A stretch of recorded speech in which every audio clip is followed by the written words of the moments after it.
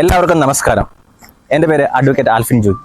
നേര്യമംഗലം വാളറ ഭാഗം ഒരു വനമായി പ്രഖ്യാപിച്ച ബഹുമാനപ്പെട്ട ഹൈക്കോടതിയുടെ ഉത്തരവ് നിലനിൽക്കെ നമ്മൾ വിശകലനം ചെയ്യേണ്ട വളരെ അടിയന്തിരമായ ഒരു സാഹചര്യമുണ്ട്.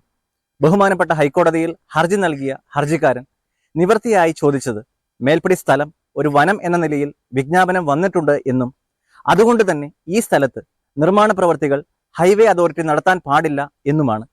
ഹർജിക്കാരന്റെ ആവശ്യം പരിഗണിച്ചും സംസ്ഥാന സർക്കാർ നൽകിയ ജനവിരുദ്ധ സത്യവാങ്മൂലം പരിഗണിച്ചും കേരള ഹൈക്കോടതി ഇതൊരു വനം തന്നെയാണ് എന്ന് പ്രഖ്യാപിച്ചുകൊണ്ട് ഇടക്കാല ഉത്തരവ് നൽകിയിട്ടുള്ളതാണ്.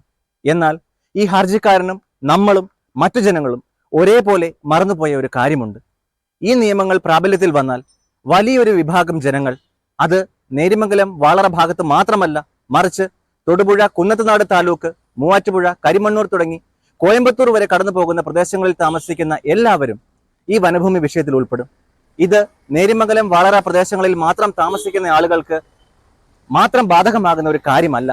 കാരണം എന്താണെന്ന് ചോദിച്ചാൽ, ഹർജിക്കാരൻ ആവശ്യപ്പെട്ടിരിക്കുന്ന മലയാറ്റൂർ ഇടയാർ ഭാഗം വനമാണെന്ന തീരുമാനം വന്നാൽ അതിന്റെ അതിർത്തികൾ സ്ഥിതി ചെയ്യുന്ന അങ്ങ് കോയമ്പത്തൂർ മുതൽ ആലുവ, പെരിയാർ തീരം വരെ വനമായി തീരും. ബഹുമാനപ്പെട്ട ഹൈക്കോടതിയിൽ ഹർജി സമർപ്പിച്ച ഹർജിക്കാരന്റെ വാസസ്ഥലം പോലും ഈ വനത്തിന്റെ ഭാഗമായി തീരും.